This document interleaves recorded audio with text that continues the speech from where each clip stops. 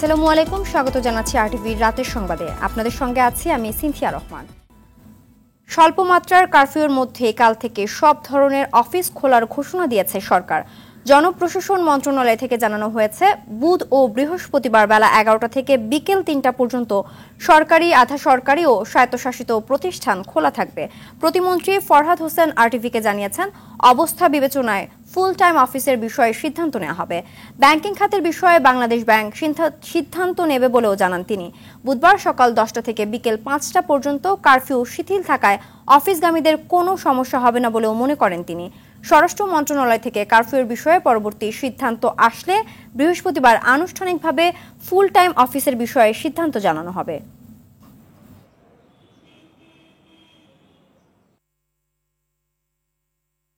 আগামীকালকে বুধবার এবং আগামী পরশুদিন বৃহস্পতিবার সকাল 11টা থেকে 3টা পর্যন্ত অফিস চালু থাকবে। আগামীকালকে আপনার কারফিউ শিথিলতা থাকবে সকাল 10টা থেকে 5টা পর্যন্ত। তো অতএব আমরা এই সময়টাতে অফিস খোলা রাখছি, যেহেতু সকাল 10টা থেকে 5টা পর্যন্ত 7 ঘন্টা। অতএব সেক্ষেত্রে আমরা 11টা থেকে অফিস চালু করছি এবং বিকাল 3টা পর্যন্ত এটা চলবে। বাংলাদেশ ব্যাংক সহ ব্যাংকিং প্রতিষ্ঠান যেগুলো আছে সেগুলো তাদের মতো সিদ্ধান্ত নেবে।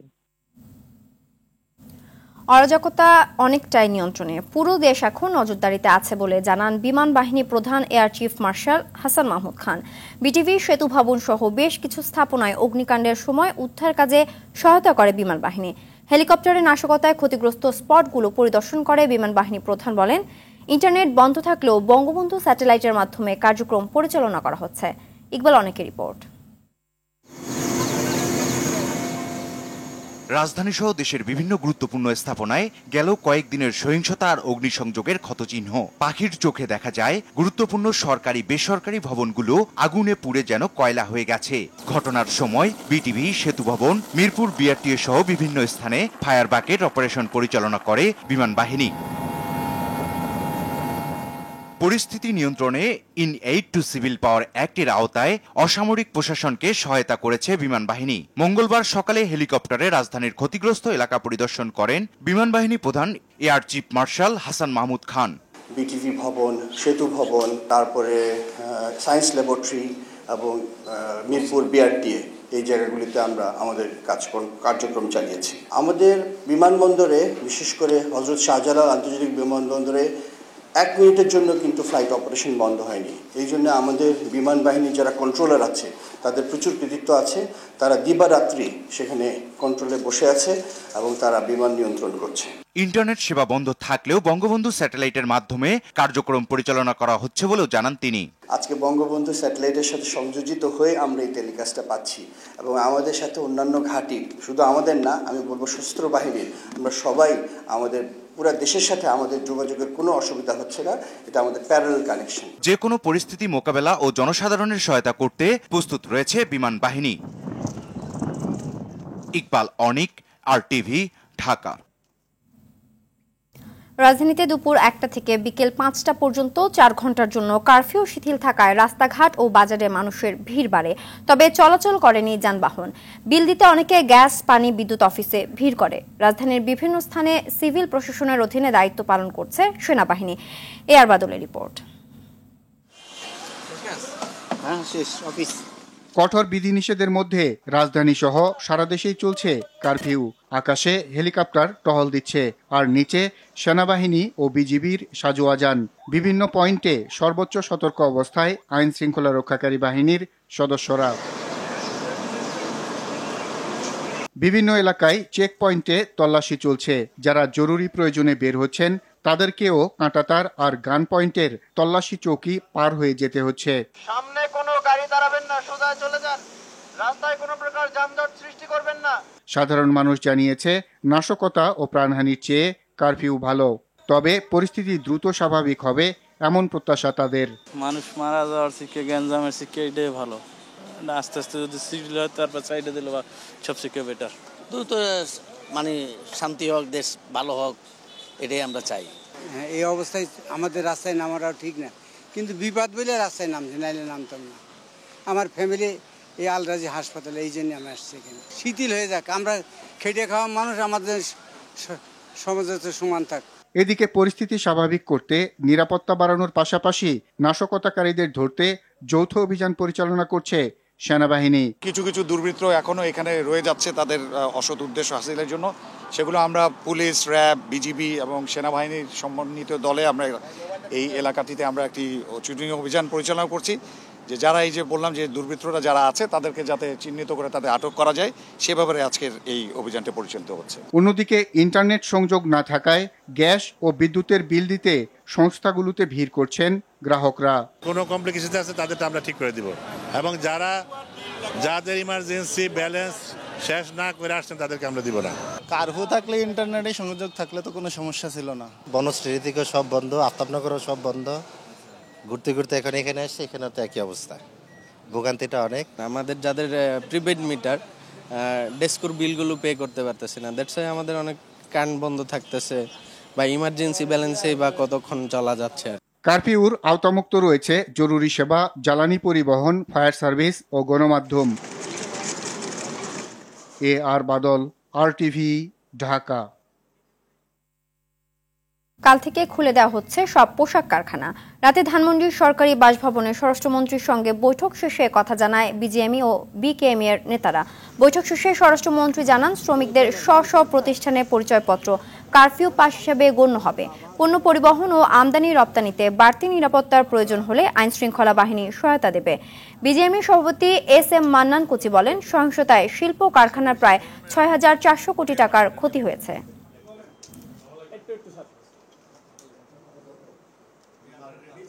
অনেক ডিস্ট্রিক্টে ইতিমধ্যে কলকারখানা চালু হয়েছে এবং তারা বলছেন তাদের শ্রমিকরা কাজ করতে চাচ্ছেন, তারা বলছেন তাদের শ্রমিকরা এই আন্দোলনের মধ্যে নেই, কাজেই তারা এটা খুলতে পারেন তারা যদি মনে করেন। ষড়যন্ত্রের জন্য কারীরা কিন্তু বসে নাই, তারা যদি আয়সা যাদের শ্রমিকদের উদ্বুদ্ধ করতে চায় তারা যেন সেই জায়গায় শ্রমিকদের একটু জানিয়ে দেন যে তারা যেন তাদের কথা না কান না দেয়।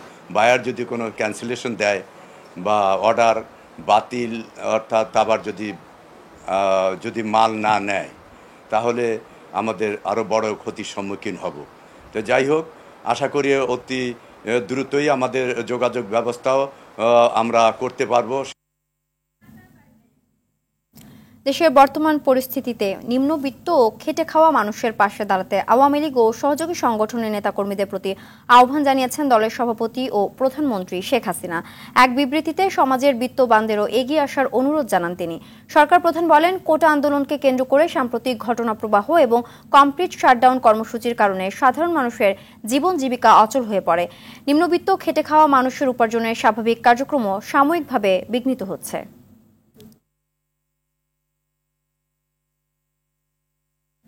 প্রধানমন্ত্রী শেখ হাসিনার সঙ্গে সৌজন্য সাক্ষাৎ করেছেন নরওয়ের রাষ্ট্রদূত। দুপুরে প্রধানমন্ত্রীর কার্যালয়ে এই সাক্ষাৎ অনুষ্ঠিত হয়।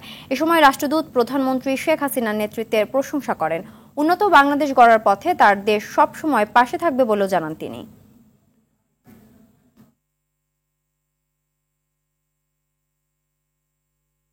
স্বল্প পরিসরে ইন্টারনেট সেবা চালু হয়েছে। গুরুত্বপূর্ণ সরকারি অফিস, ব্যাংক খাত, পোশাক কারখানা সহ কয়েকটি খাতে এ সেবা চালু হয়েছে। দীর্ঘ 5 দিন ইন্টারনেট বন্ধ থাকার পর রাত 8টার দিকে চালু হয়েছে ইন্টারনেট। এর আগে বিটিআরসি ভবনে সাংবাদিকদের সঙ্গে আলাপকালে স্বল্প পরিসরে ইন্টারনেট সেবা চালুর ঘোষণা দেন ডাক, টেলিযোগাযোগ ও আইসিটি প্রতিমন্ত্রী জুনায়েদ আহমেদ পলক। এ সময় সামাজিক যোগাযোগ মাধ্যম চালুর বিষয়ে সাবধানতা অবলম্বনের আহ্বান জানান তিনি।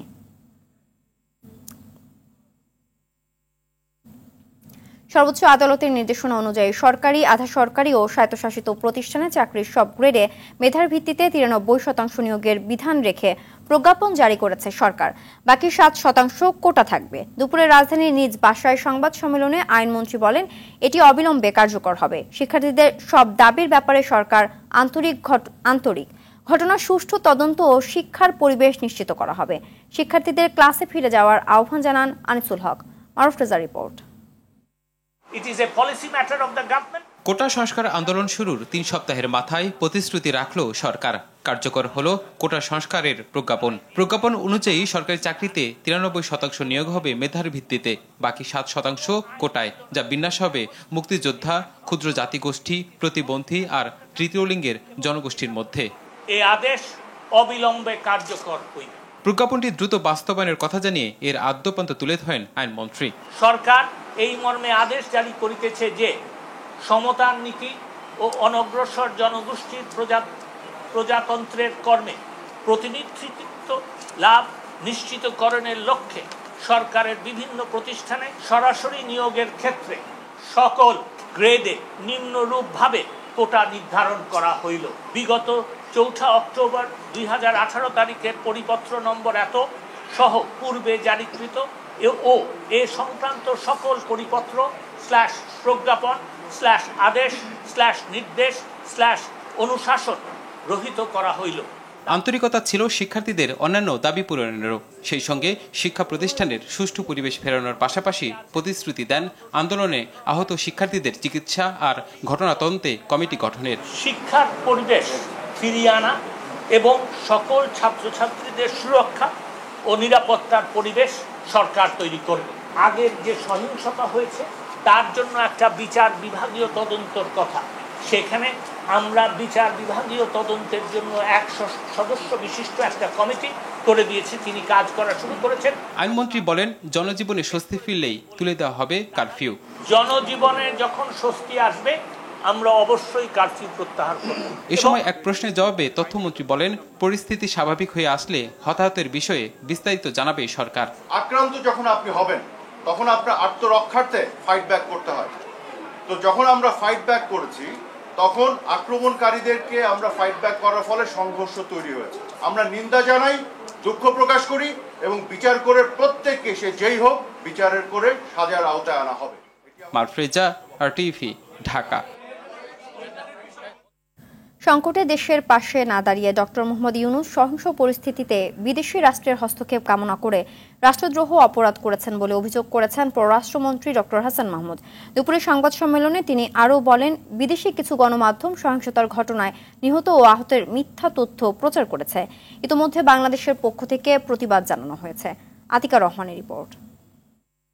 এই প্রশ্নগুলো এসেছিল, এই বিষয়গুলো। পররাষ্ট্র মন্ত্রণালয় দেশে চলমান পরিস্থিতি নিয়ে সংবাদ সম্মেলন করলেন পররাষ্ট্রমন্ত্রী ডক্টর হাসান মাহমুদ। এ সময় তিনি বলেন, ডক্টর মোহাম্মদ ইউনূস বাংলাদেশের পরিস্থিতি ভুলভাবে ব্যাখ্যা করে বিবৃতি দিয়েছেন। অন্য দেশের হস্তক্ষেপ কামনা করা এটি রাষ্ট্রদ্রোহী অপরাধ। আমাদের দেশের আভ্যন্তরীণ ইস্যুতে বিদেশিদেরকে তিনি আহ্বান জানিয়েছেন হস্তক্ষেপ করার জন্য।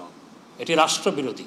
একজন নোবেল লরিয়েট দেশের উপর, রাষ্ট্রের উপর যে হামলা হয়েছে সেই হামলার প্রতিবাদ না জানিয়ে বরং বিবৃতি দিয়েছেন অন্যান্য বিষয় নিয়ে, সেটি সত্যি দুঃখজনক। শিক্ষার্থীদের আন্দোলন নিয়ে পশ্চিমবঙ্গের মুখ্যমন্ত্রীর বক্তব্যের প্রতিবাদ জানিয়েছে বাংলাদেশ। আমাদের প্রতিবেশী রাজ্য ভারতের মাননীয় মুখ্যমন্ত্রী, তার সাথে আমাদের সম্পর্ক অত্যন্ত চমৎকার, ঘনিষ্ঠ, উষ্ণ, কিন্তু তার এই বক্তব্যে অনেকটা বিভ্রান্তি ছড়ানো হয়েছে। সেজন্য আমরা তার এই বক্তব্যের ব্যাপারে ভারত সরকারকে ইতিমধ্যেই নোট দিয়ে আমরা জানিয়েছি। আল জাজিরা সহ বেশ কিছু গণমাধ্যম কোটা আন্দোলন ও কয়েকদিনের সহিংসতা নিয়ে অসত্য সংবাদ প্রচার করছে বলে জানান পররাষ্ট্রমন্ত্রী। বিদেশে নানাভাবে গুজব ছড়ানো হচ্ছে।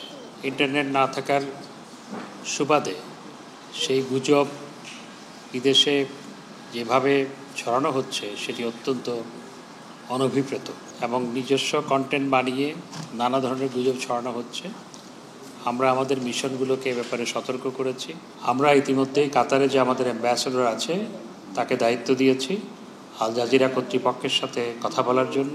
আল জাজিরার জন্য যে সংবাদগুলো এখান থেকে লোকাল অফিস দিচ্ছে, this are many are false, fabricated এবং ডিস্টর্টেড।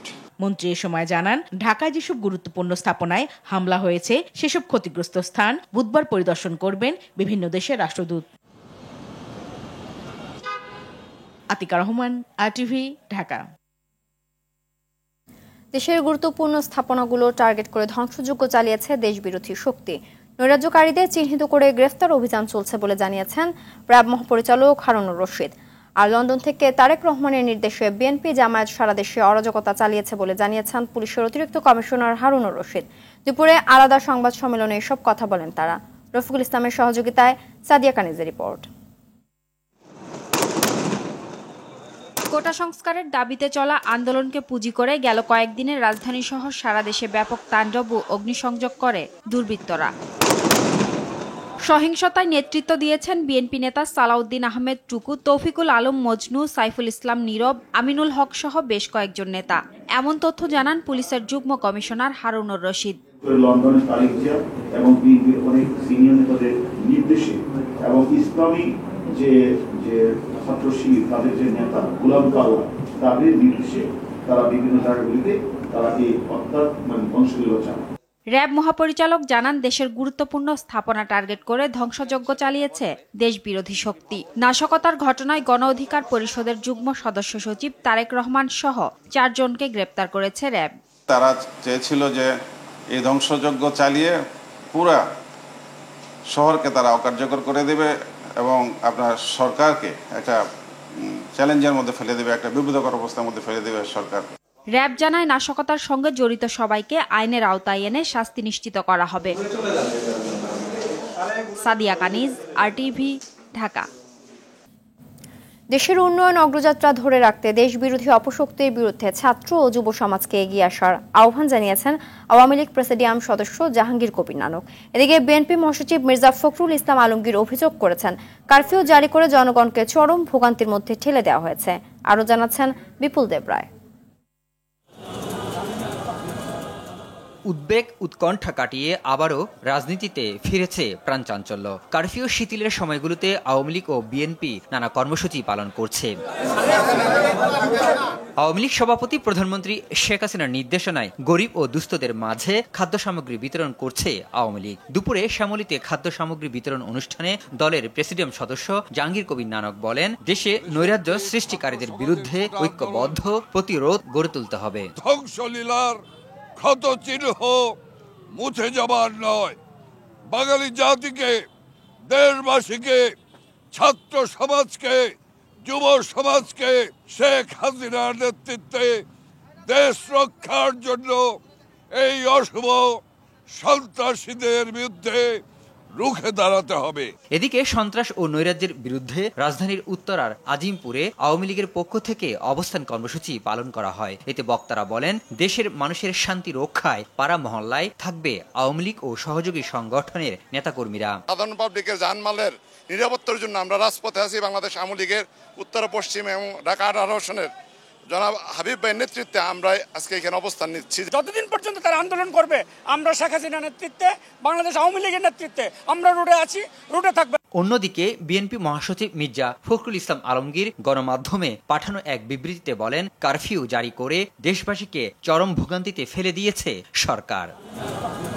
বিপুল দেবরাই, আরটিভি, ঢাকা। কারফিউর কারণে বিমানবন্দরে যাওয়া আসায় ভোগান্তি পোহাতে হচ্ছে বিদেশগামী ও দেশে ফেরা যাত্রীদের। ফ্লাইটের জন্য ঘন্টার পর ঘন্টা অপেক্ষা করতে হচ্ছে হযরত শাহজালাল আন্তর্জাতিক বিমানবন্দরে। তবে এখন পর্যন্ত শিডিউল বিপর্যয় হয়নি বলে জানিয়েছে বেসামরিক বিমান চলাচল কর্তৃপক্ষ। বিলাল হোসেনের রিপোর্ট। কারফিউ চলাচলে বিদেশগামী যাত্রীদের যথাসময়ে হযরত শাহজালাল আন্তর্জাতিক বিমানবন্দরে পৌঁছাতে ভোগান্তি পোহাতে হচ্ছে। ফ্লাইট ধরতে একদিন আগে বিমানবন্দরে আসেন অনেক যাত্রী। ইন্টারনেট বন্ধ থাকায় ফ্লাইটের শিডিউল জানতে না পারায় ফ্লাইট মিস করছেন কেউ কেউ। অফিসে যাচ্ছি, তোমার ফ্লাইট চলে গেছে, তা আমি এখন কি করবো, কোনো সাজেশন পাচ্ছি না। আজকে আমার এক ভাই ঢুকছে, আরেকজনের ভিসা ক্যান্সেল হয়ে গেছে। বিদেশ থেকে দেশে ফেরা যাত্রীরাও বিড়ম্বনায় পড়েন নির্দিষ্ট গন্তব্য যেতে। কারফিউর সুযোগে 4 গুণ পর্যন্ত বাড়তি ভাড়া নেওয়ার অভিযোগ যাত্রীদের। একজন জিজ্ঞাসা করলাম 6000 টাকা চাইতেছে, তো এটা তো আর ভাড়া না, কই 2000 আর কই 6000। অভ্যন্তরীণ ফ্লাইটও দেখা যায় যাত্রী চাপ, তবে বেশি ভাড়া আদায় নিয়েছিল অভিযোগ। যাইতে পারতেছি না, আজকে প্রায় 10 দিন, আমাদের হাতে তো নগদ টাকাও নেই, অনেক কষ্ট করে এখন আমরা সিলেটে যাইতেছি। দাম গতকাল নাকি বেশি ছিল, আজকে 6000 টাকা।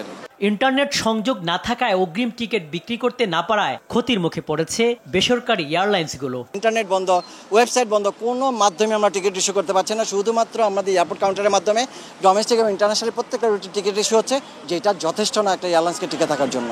বেসামরিক বিমান চলাচল কর্তৃপক্ষ বলছে, শাহজালাল বিমানবন্দর থেকে সব ফ্লাইট যথাসময়ে ছেড়ে যাচ্ছে। আমাদের পুরো 10টা এয়ারপোর্ট সব ফাংশনাল, সকল ফ্লাইট যথাসময়ে ছাড়তেছে। ফ্লাইট ডেটা রেকর্ডারের সমস্যার কারণে বাতিল হওয়া ফ্লাইটের টিকিট দেওয়া হচ্ছে বলে জানান তিনি।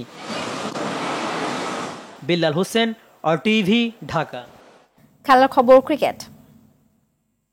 সার্বিক পরিস্থিতি অনুকূলে থাকলে দ্রুতই ঢাকায় থাকা ক্রিকেটাররা চট্টগ্রামে দলের সঙ্গে অনুশীলনে যোগ দেবেন। পাকিস্তান সফরের মূল প্রস্তুতির পুরোটাই হবে সাগরিকায়। এছাড়া স্পিন বোলিং কোচ মোস্তাক আহমেদের জন্য অপেক্ষা করবে বিসিবি।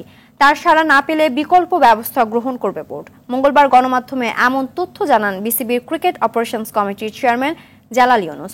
এছাড়া তামিম ইকবালের বিষয়ে সব সিদ্ধান্ত বিসিবি সভাপতির সাথে তামিমের বৈঠকের পর জানানো হবে বলে জানান তিনি। যেহেতু আমরা এতদিন জানতাম না যে কারফিউ কতটুকু রিল্যাক্স হবে, এখন মুশতাককে নিয়ে আমরা কন্টিনিউ করার জন্য চেষ্টা করছি। এর মধ্যে যদি খণ্ডকালীনের জন্য যদি হয়, ইটস নট এখনো কনফার্ম না, যদি হয় তাহলে ভালো, আর যদি না হয় আমরা definitely will go for another spinner. Board সভাপতির সাথে যে আলোচনা করবে বলে তামিম বলেছে, তো যদি তামিম ওই জায়গাটায় যদি আমাদের জানাতে পারে তাহলে খুব ভালো হয়।